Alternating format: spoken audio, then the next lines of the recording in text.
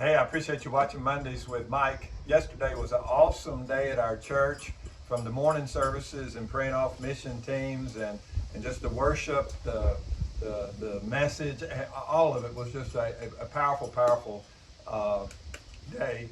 Then yesterday evening, Vacation Bible School and the Prophecy Conference had a great atmosphere vibe. There were a tremendous number of people on campus.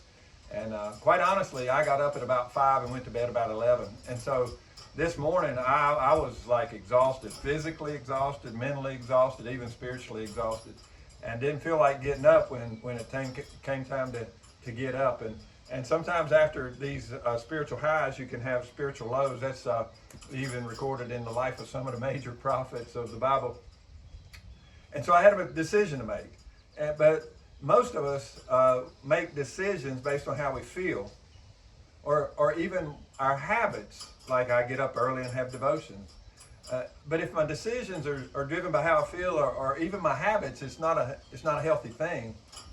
Something deeper than that needs to drive your decisions. And this morning, I had to remind myself of my identity. It's not that I want to make godly choices, but I want to be a godly choice maker. It's not that I want to have godly habits, but I want to be a godly man that has some habits that help him grow.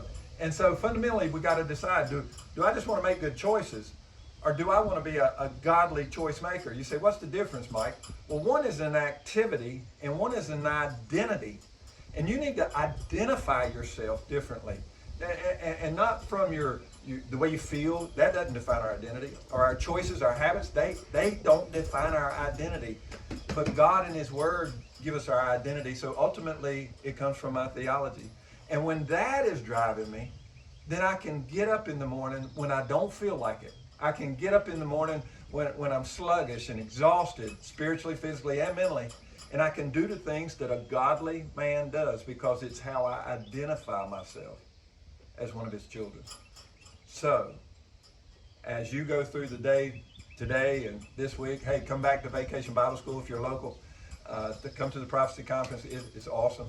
But regardless, this week, make sure you're identifying who you really are as a child of God, and your habits and choices and the way you feel and all that flow from your identity.